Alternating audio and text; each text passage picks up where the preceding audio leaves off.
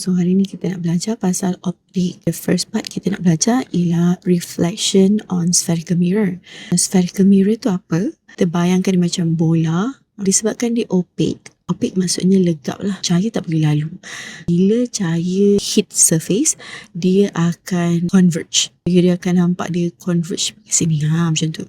Light can also coming from this side. If it hits this part, sebabkan dia like that, dia akan diverge. Hits and then it diverge.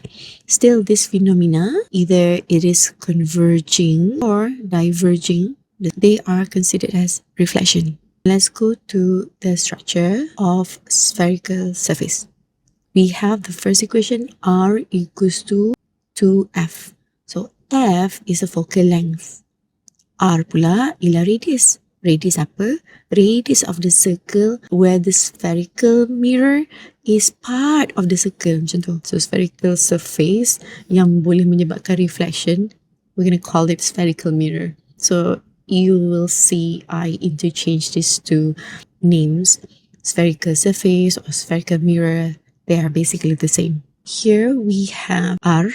So, this is the radius. Semua ni radius kita, just like any other circle or any other sphere. Focal length kita untuk spherical mirror is actually separuh daripada radius tu sendiri. Remember this, untuk cari focal length spherical surface, kita boleh pakai equation ni. Tapi ingat, jangan guna equation ni untuk cari focal length bagi lens. This is a big no-no.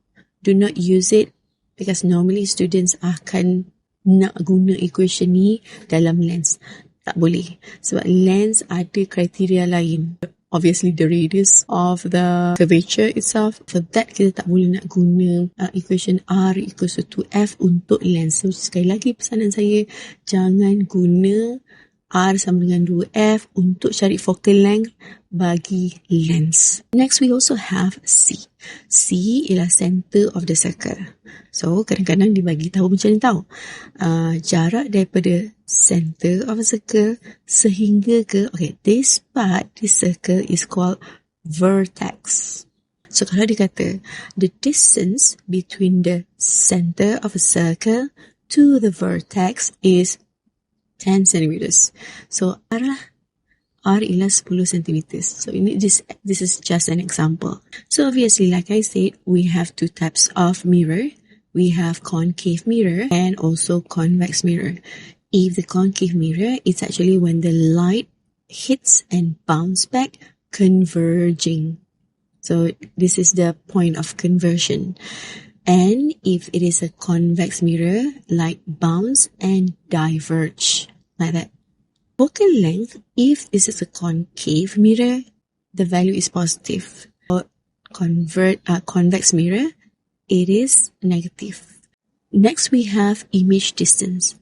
For concave mirror, kita ada dua. Sama ada dia boleh jadi positif ataupun dia boleh jadi negatif. Kalau let's say you punya jawapan untuk V ialah bernilai positif, ada 3 possibility sifat-sifat image kita. Itu sama ada dia real inverted diminish atau dia mungkin ialah real inverted same size atau dia mungkin real inverted magnified. Tapi kalau korang punya image distance ialah bernilai negatif, then definitely the characteristics of your image is virtual, upright, magnified. Next, for the height of the image, kalau you punya image distance tu ialah positif, then you punya height of the image akan bernilai negatif. Next, if you punya V bernilai negatif, then you punya HI bernilai positif. Next, we have convex mirror, also called as diverging mirror. The focal length is definitely negative. So, let's say dekat dalam ayat, dekat dalam soalan, dia kata, this is a convex mirror. Dia punya focal length is 15 centimeters. So, it is your job untuk letak negative sign dekat dalam listing soalan korang. Okay. The image distance untuk convex mirror definitely negative. definitely dia tak akan jadi positif. So let's say you punya soalan dia kata the image distance is negative 2 centimeters. So there are two possibilities, sama ada dia concave mirror ataupun convex mirror. Can you see that? Tapi kalau soalan tu cakap this spherical mirror has a positive image distance of 12 centimeters contoh, then it is definitely concave mirror. Sebab concave mirror je yang dia punya V tu bernilai positif. You know what I mean? Alright. Next, because V already negative, hence you punya HI, which is height of the image, bernilai positif. So that's the sign. And for convex mirror, you punya characteristics of the image definitely virtual, upright, diminished. Dia akan memang sekecil. Image korang tu akan sentiasa kecil. Kita nak tengok ray diagram untuk concave mirror dulu. So, ada 5 ray diagram semua sekali. When the object is placed or located at more than double focal length, the characteristics are real, inverted, and diminished. You can see that this one is much smaller. And it is inverted than this one. This one is upright. The object is upright, but the image is inverted. When the U, which is the object distance, is equal to double the focal length, the characteristics of the image are real, inverted, and same size. You can see that the size is the same as the object. When the object is located in between this 2F and F, you can see that the image is inverted, and then you can see that this one is much bigger than the object itself. So it is real, inverted, magnified. When the object is located on the focal length itself, then there is no image formed. Hence, we're going to call it as infinity.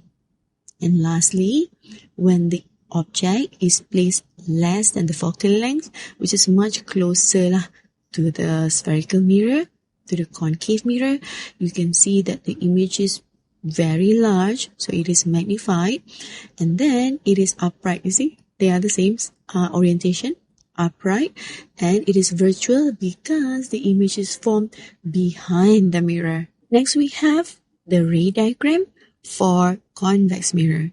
There's only one, which is wherever the location of the object, the image will always be upright and then smaller, which is diminished.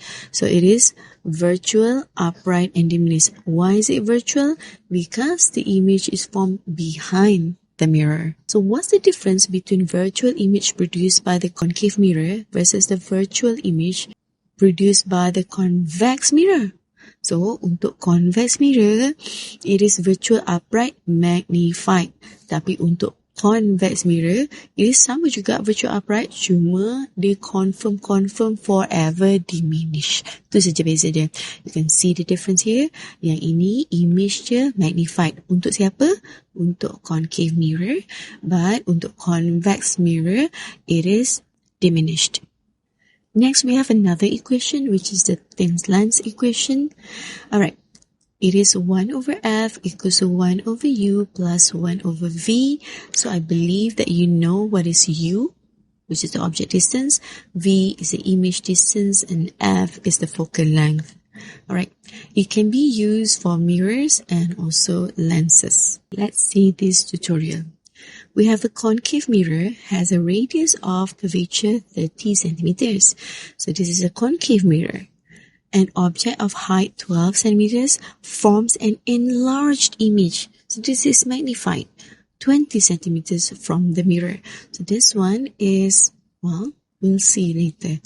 Question number 1, we have to calculate the object distance. And the second one is we have to state what are the characteristics of the image. So let's do the listing. Definitely the focal length is positive.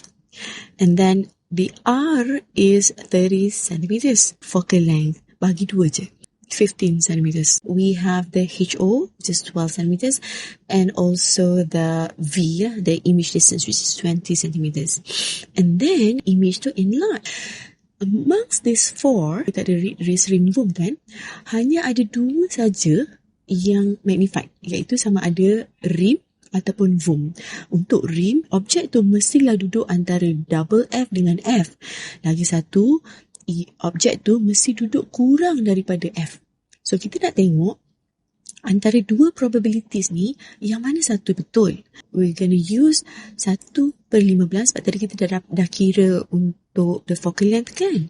So we're gonna put here 15, 1/u yang kita nak cari. But then for the V, kita buat dulu kalau let's say kita nak letakkan dia sebagai virtual, which is -20. If the V is negative, it is virtual. When you calculate, you're going to get U 8.57 centimeters. Then we're going to do this the other one, which is kali ni V as positive. Okay, sebab kita tahu sekarang ni, there are two probabilities. The U as 60 centimeters. Yang first calculation, which is this one is considered as virtual, U is smaller than F. Well, we have this one. There's a probability of this. Untuk yang 60 centimeters, it is definitely more than double of the F. Sebab tadi 15 tu 15 cm for the focal length. But this time, even if it is double, dia masih baru dapat 30 cm. Sedangkan kita punya U is already beyond double the focal length. Which is very unlikely because if the U is more than double the focal length, you akan sepatutnya dapat real inverted diminish. Sedangkan dia dah cakap, this is enlarged. So, we're going to reject this one. We're going to reject this one. So the answer is this one. Virtual, upright, magnified. We're going to accept this one instead. And for the characteristics of the image form, the answer is virtual, upright, and magnified.